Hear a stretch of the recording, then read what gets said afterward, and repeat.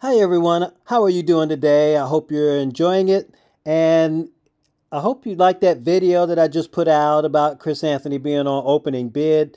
There were some very interesting questions that were being asked, but just to let you know that that was actually only part of it, and we're going to get into the rest of it now. So let's go ahead and get into it.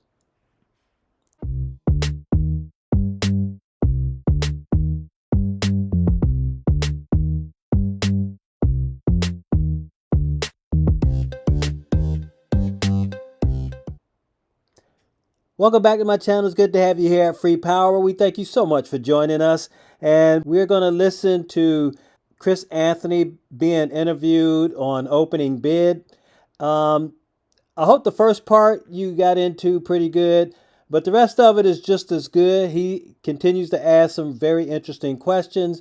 Of course, a lot of this we've heard before, but we could see that Chris Anthony and Steve Fambro, they're continuing to get the information about Aptera out there, which is what we want, so more people can get involved with it and, of course, invest in the company. So we're going to go ahead and check this out. But just to let you know, I am not a financial advisor. I am just doing this for entertainment purposes. So if you want to invest, that's on you, or talk to your financial advisor. Let's go ahead and get into this.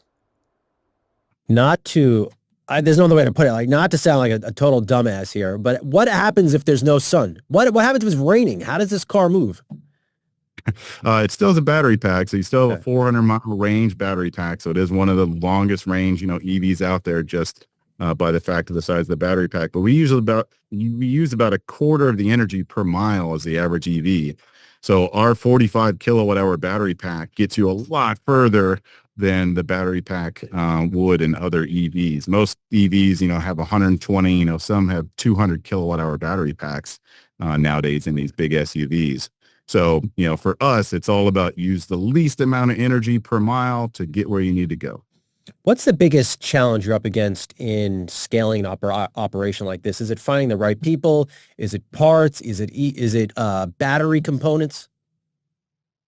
It's finding a lot of people in Southern California has not been easy. So hiring up the amount of people we need to scale here. But luckily, we have such an efficient manufacturing process. We only need about 28 people on our assembly line. We only need another 20 people in support here. So our hiring plan isn't really huge here. It's, just getting the right people at the right time here to fill. But it's really getting the capital we need to grow this plan. That's been the hard part. It's the hard part with almost any startup is how do you get the money in to make things happen. But right now we're at the point where we're buying production tooling. We're going through validation with these vehicles. That means crash testing. That means lots of durability miles on the road. And then we're ready to start production. So it's, injection molds for plastic parts. It's big die cast for die cast metal parts in our suspension. And then hopefully we'll be delivering the first units to customers by the end of this year with that production equipment. What do the orders look like for this? We have almost 50,000 orders for the Aptera now. So we've grown quite a community over the last few years. We've got almost 1 million social followers around, and we have the second most popular YouTube channel just behind Tesla now. So, we have a really engaged audience and people that are really looking forward to having an Aptera in their driveway. Who is, to the extent have this information, who is buying this? Is it the Prius owner who thinks they look horrible and your car looks absolutely cool and amazing, like, and they are all in on saving the earth? Or is it someone who also has I don't know, a Bugatti, but wants something really interesting and unique like this? It's interesting because we have 50,000 orders. We actually have a lot of demographics and psychographics, on the people ordering our vehicles. But kind of the psychographics breaks down into 4 different groups. One is the engineer that just thinks this is the coolest tech, around. It looks more like a Formula One car or a spacecraft than anything else. It's the environmentalist that says, I want to leave a better world for my grandkids, and something with as little impact as this per mile, is the way to do it. It's the cost cutters that say, I would love to not have a fuel bill, to not have to put, $120 in gas into my vehicle, every time I go to the pump, or a high electric bill because I have to charge my big, energy hogging, SUV. But the biggest group, admittedly, is people that love the look of the Aptera. If you have one of the first Aptera in your driveway, you're going to be the only person in your community with a solar-powered spaceship that you can drive around on a daily basis. So, it definitely is an eye-catching, vehicle. And when we're out in the streets, it's difficult sometimes. If you're an introvert, maybe the Aptera isn't the vehicle for you right off the bat, because if you go to Starbucks, you're going to have a conversation with a dozen people because the vehicle is so unique and compelling looking. That's so true. Prepared for a conversation and coffee. Hang with us, Chris. We're going to go off for a very short break. We'll be right back.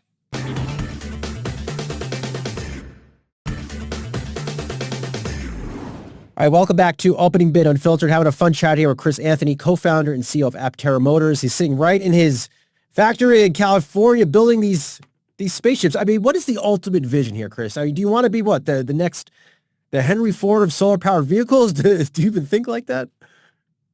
We're looking to deliver 1 million Aptera over the next 10 years here. So, it took Tesla 13 years to do it. So we're hoping to do it in 10. And we think that having such efficient vehicles on the roads do great things for the planet, great things for our community. And we just can't wait to start delivering. How do you avoid the pitfalls? I mean, there's been so many upstarts in the EV industry over the past 20 years. How do you avoid a fate like a Fisker? I mean, there was so much fanfare when they launched, but now you see those cars out there on Turo. I mean, nobody even wants to rent those things anymore. Traditional automotive is difficult. And if you're designing a vehicle in a traditional automotive way and then trying to make it an EV, you've just really stacked the odds against you. The tooling and engineering and GD&T that goes into a modern automotive program made of steel or aluminum, it's immense. It's 5 years, 7 years, it's billions of dollars of investment. And then you throw in a new tech drivetrain. Hey, I want to make this SUV into an EV now. And I want to have all these, great infotainment and, luxury, gadgets in the vehicle. It's a heavy, heavy lift, and it becomes very, very expensive. And we've seen, new entrants come and go because the amount of capital you need to raise to compete with Toyota and Ford and, other big companies it's a crazy amount of money. So, you look at Lucid and Rivian, it's a lot of money to do it in a traditional automotive way. So we did not choose to go down that path. We are not building in a traditional automotive way. We're building, something that's very modularized, something that we could put most of the work onto our supply chain so we don't have to do it here in San Diego, California. It's exciting to be doing something that's so groundbreaking. And I think a lot of people recognize that and they want to come work here. So we get kind of our pick of the litter. And they come in and they impress us, and then we bring them on the team and we tell them, hey, we want you to buy us for action, and we want you to take risks, and we understand if things blow up sometimes, we'll fix it after the fact. But we want people who are aggressive and want to make this vehicle the lightest weight and most efficient thing to ever hit the road. And through that engineering challenge, I think there's a lot of fulfillment. So a lot of people have been here a while and are really, really happy doing what they're doing.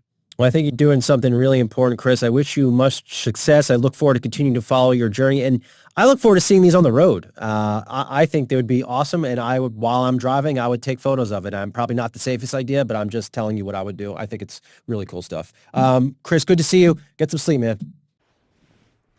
Yes, this is awesome. The most efficient vehicle on the road, solar panels, smaller battery pack, right to repair. Oh, they give you so much with this little bitty vehicle. It's just totally awesome. 32 cubic feet of space in the back, rear hatch. This is just a very nice vehicle. I can't wait for it to come out. Oh, yes, I'm telling you, this is really totally going to be nice. But once again, how do you feel about the video? I sure hope you're as glad and as happy as I am. They are moving slow, but they are getting it going. So what else to be said? And so we want to thank you so much for joining my channel. I hope you appreciated it, and we'll catch you in the next video. But of course, if you're new here, please don't forget to hit the like, ring the bell, subscribe, and you'll catch all my videos when they come out. All right, you guys take care. Y'all enjoy the rest of your day. We will see you in the next video. All right, you have a good one. Bye-bye.